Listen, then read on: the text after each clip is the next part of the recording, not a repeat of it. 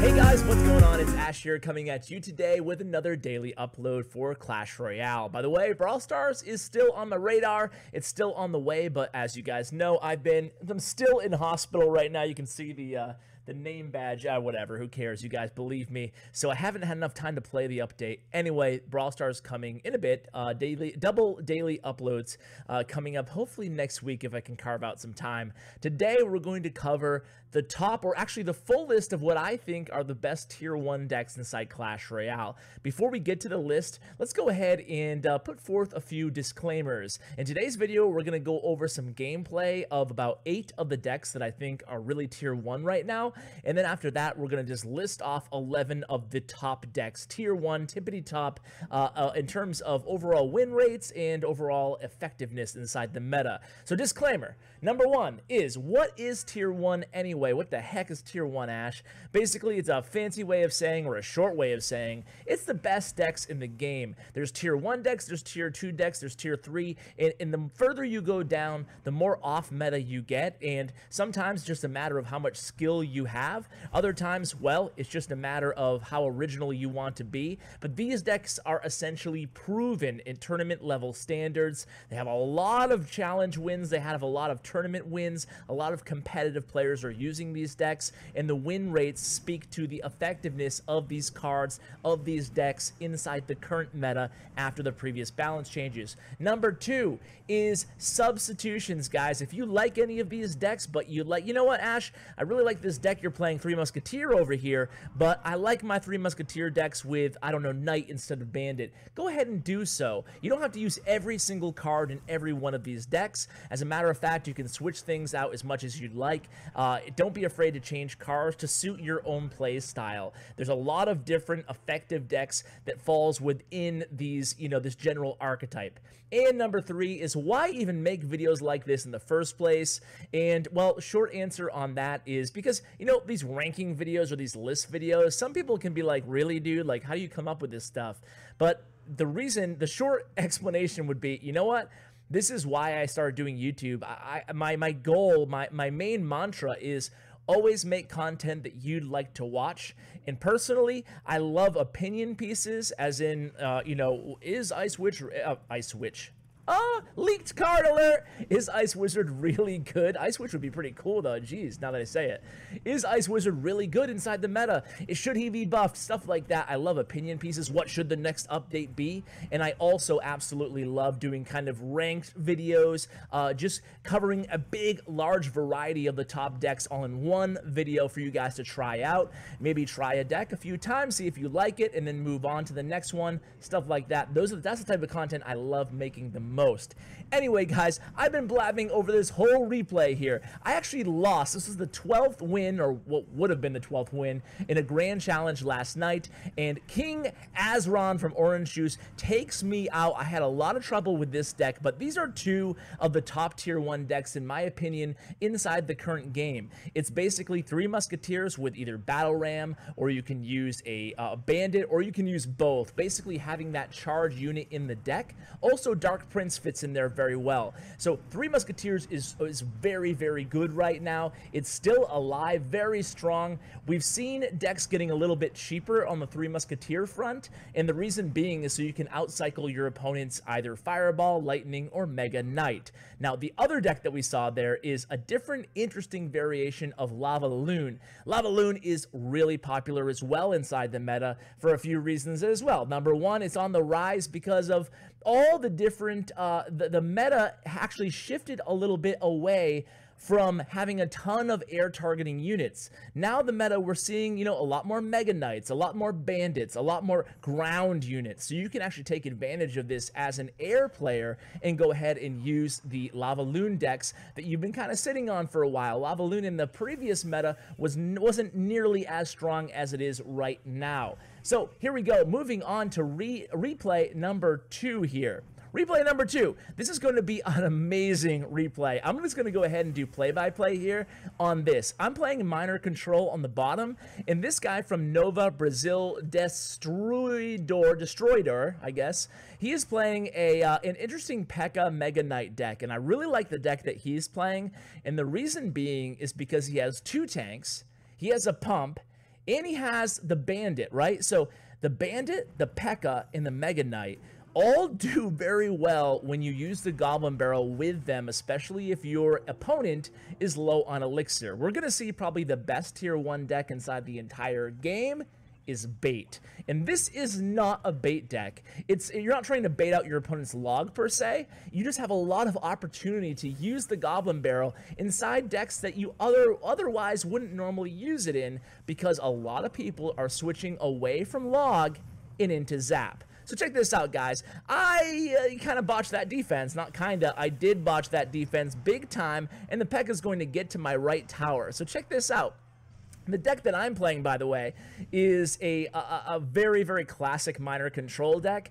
I'm sharing this deck specifically because it has the highest win rate out of all the miner control decks, or even miner poison decks in general, miner cycle decks, whatever it is. This deck is the best according to statsroyale.com. So I like the deck, but you can see here, I'm recording this literally an hour ago to give a good example of this deck, and I'm like, oh my god, this is my first Grand Challenge match here, the #1 match, and I'm like, are you kidding me? I'm gonna lose with this deck that's supposed to be a monster on the very first match? But you can see, man, you know, never give up, guys. That's all I have to say. I really do never give up in Clash Royale, because you never know what kind of a comeback you might be able to orchestrate against your opponent, and that's exactly what I did here. I noticed by this point in the match that my opponent here does not have a big spell. So as long as I defend here, even with 300 HP on that right tower, well, I'm still alive. So here we go. Here comes a P.E.K.K.A and minions in the right lane. Let's see how I can defend with this deck, which is a really strong defensive deck. It's also a really fast deck. So now that we're well into double elixir time, I can afford to be super aggressive with my miner poison. I just have to make sure I save my log for that Goblin Barrel every single time, because I know my opponent is going to be cycling to that Goblin Barrel pretty often here in double elixir time, seeing that he doesn't have that big spell to finish me off. So here I go. I'm going all in, even though there's a P.E.K.K.A in my opponent's lane. I drop a very aggressive poison here because, guys, let's face it, I'm a bit desperate. I hold off on that log. I noticed it was a juke Goblin Barrel. He does not get a hit off there. He uses zap on my tower. My Inferno tower is staying alive just long enough to finish off that P.E.K.K.A. And here we go again. Here comes the Bandit, the Miner, the Poison. And again, my opponent is forced to defend there and almost lose his Bandit and his E-Wiz in the process. Again, I'm saving my log. This time it's not a juke barrel. You can tell on the Goblin Barrels if they're juke or if they're not just by looking at the trajectory, especially if they're way in the back. You can just tell they take longer, they have like more of a lob to them. Meanwhile here, guys, getting a lot of chip damage with my miner. Take out his minions. I just have to keep blocking this Bandit with my Knight. Knight does a really good job of that. Here comes another Goblin Barrel. This time I decide to go all out on offense. It was the right decision because I'm able to cycle from Ice Spirit to the Bandit. Once I see that he's throwing another juke barrel at me, I drop the poison, and then boom! Wow, what a come from behind victory that was after a really rocky start in the beginning of that match by yours truly. Okay, let's move on to the next replay here. Okay guys, I know you're sick of watching me play. Now let's get to the really good players, okay? So this guy here is using this bait deck, and this might very well be, guys, the #1 deck in the world right now. It's nothing new, it's nothing crazy, but now, again, we just talked about this. Now that people aren't using log as often as they used to, this deck is really, really lethal, especially with the rocket to finish off your opponent's towers and the Inferno Tower to stop those Mega Knights, to stop those P.E.K.K.As, to stop those Golems, and those Lava Hounds, all 4 of which are really popular right now inside the meta. So bait is better than ever. This is a really good match here. I'm not sure who pushes this account, but on Nova on the top here, we'll just call him Nova for now, for all intents and purposes of this video. And you can see on the bottom, it's MW from Munich Fighters. So MW is also playing an interesting deck. It's a Mega Knight Bandit Miner deck. Well, look at this, 4 legendaries in hand. It's a 5 legendary deck. This is P.E.K.K.A almost times 2. He has Inferno Dragon currently on the board here. So how is Nova going to be able to stop this deck on the bottom? By the way, guys, I wouldn't necessarily say the deck on the bottom is a meta deck yet, but it is rising in popularity on ladder. However, I have not seen a lot of it winning a ton of matches in Grand Challenges or in CCGS Fall. So this deck technically on the bottom, in my mind, in my eyes, would not be a tier 1 deck, but of course the deck on the top would be. I wanted to show you this replay just to kind of illustrate how powerful the bait decks are right now. So a really good aggressive move there by Nova, and MW probably already knows this match is over. He knew that MW had used his poison and his zap in the previous offensive sequence, and he just attacked really hard on that left tower, got it down to 449 HP. That's within rocket range, obviously well within rocket range. So now Nova, all he has to do is just defend wisely here. And you can see how well he's been defending up until this point. Even with the Inferno Dragon, the Mega Knight, all these big, expensive, legendary cards, a really powerful deck, he's still able to defend with this bait deck. Bait is just, it's incredible right now. It's by far the most used deck in terms of the number of grand challenges won. Point blank, it's bait. So high above the rest of any other archetype in the game. So at this point, MW is just kind of cycling here. A defensive rocket there by Nova. Nova just playing solid defense again here. He's cycling to the Knight, protecting that left Princess Tower, and things are looking really good. MW has no choice but to go super aggressive a la Ash in the last replay, cycling those poisons onto the tower, miner onto the tower, getting a decent amount of chip damage here. And at this point, you got to think that Nova might be thinking, hey, am I going to be able to go ahead and pull out this victory? But of course, with only 5 seconds left, it's not going to be enough time for MW to get another miner on the tower. And top 30 or top 40 or so gameplay here from Nova, doing a really good job. Now, some of you might notice the clan that I'm in is called #1 in the world. That's because the next video that I have out is going to be a video with Clash Bash, who finished #1 in the world last season with 2 decks, really. We'll be covering, I'm not sure if we're going to cover both of them or if we're just going to cover one of them. Anyway, it was Bait and Expo. So anyway, more on that coming tomorrow. This next replay is featuring my boy Pong. YouTube Pong TV on the top. I love this replay for several reasons. Number one is the deck that Pong is using is by far and away not a meta deck per se, right? Pong is really illustrating that point that I made at the beginning of this video, right? Where you take a deck that's already successful, that has the pieces that you need to win with, and then you adjust it to your own liking. Pong has obviously done that, taking the what was essentially kind of the Hog Lightning deck, or the Hog P.E.K.K.A. Lightning deck, and making some major substitutions, adding in the Princess, adding in the Inferno Dragon as well. I think he made another adjustment or two. Once I see the rest of the cards, I'll have a better idea of what they were. But either way, Hog Lightning is definitely tier 1 right now inside the meta. Hog P.E.K.K.A. Lightning, that deck will definitely be on the list of the final 11 at the end of this video. But man, it's incredibly strong. Suffice it to say, Hog Lightning is better than ever right now. And the reason really being is because it's just, I mean, think about it, right?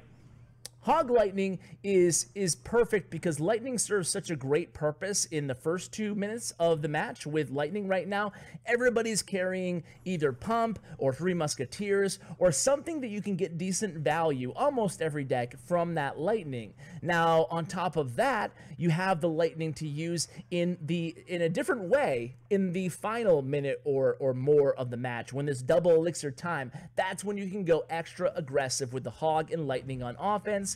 And with so many people running Ewiz and Bandit and Cannon, all those Hog stoppers, you can get insane value. Now check this out, guys. 50 seconds or so left in this match. Here comes a monster push by, and there it is, guys, by Pong. Look at that Lightning, guys. Takes out the Cannon, takes out the, hits the tower, and look at this. The Bandit is going to get to the tower. Also the Inferno Dragon. He just went all in on that right lane, connected, and it really paid paid off for him. It looked like he was going to lose this match up until that big offensive sequence there for Pong, but he was able to take down the tower. Now he's just going to play some smart defense here, using the Inferno Dragon on defense against that Hog Rider, basically overloading that right lane with Bandit, Ice Golem, Inferno Dragon, anything to stop that Hog from getting enough chip damage. And at this point, that lane is essentially clogged. And is he going to use the Lightning defensively? I don't know what's going to happen. Yes, he does. He uses the defensive Lightning, takes down that Hog, and pulls off the victory. Hog Lightning beating Hog Cycle. And I would say, especially at tournament level standard right now, Hog Lightning has the big edge on Hog Cycle decks. Even though Hog Cycle, I do still consider, you know, right on the precipice of tier 1 right now. So let's go through these decks, guys. Obviously, Bait is incredible. We already talked about it. That's going to be the #1, probably, tier 1 deck right now. Three Musketeers still very strong, as we talked about in the beginning of the video. This is the #1 win rate on Three Musketeer deck right now in the meta. And of course, the P.E.K.K.A. decks are everywhere. This is the P.E.K.K.A. Miner Control deck with Zap and Poison, insanely high win rate. And then the P.E.K.K.A. Hog deck. P.E.K.K.A. Hog Lightning, a very, very good deck. Obviously, been played for maybe about a month or so now, maybe even a little bit longer. Really good. Lavaloon, incredible right now. Not a lot of air counters going around. This variation is a popular one you guys can try. And of course, Beatdown, still viable. We didn't watch a Golem replay.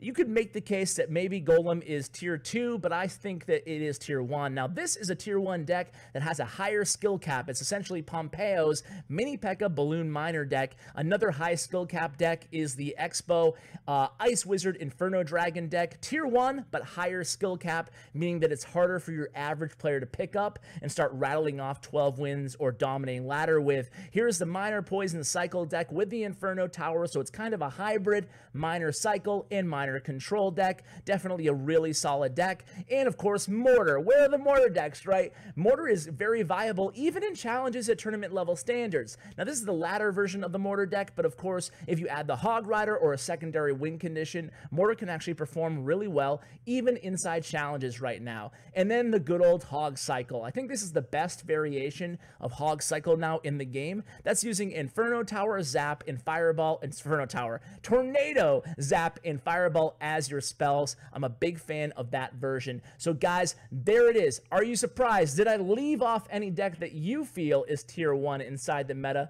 Those, I mean, the proof is in the pudding. At the end of the day, those decks had the highest win rates, and we also did some fuzzy math there, and we computed some use rates and overall challenges won. We combined them all together from tournament standard, from Arena 11, and from the top TV Royale replays. So guys, I want to hear from you. Did I leave out your favorite deck? Did I include your favorite deck? What deck is your favorite? What do you think the best tier 1 deck is? Do you agree with me that it's Bait, or you disagree? Anyway, stay tuned for tomorrow's video, and we'll talk more about Bait then with Clash Bash. Until then, guys, give Bren Chong some love, my YouTube partner. His information is in the description below. Thank you so much for watching, and as always, take care, guys.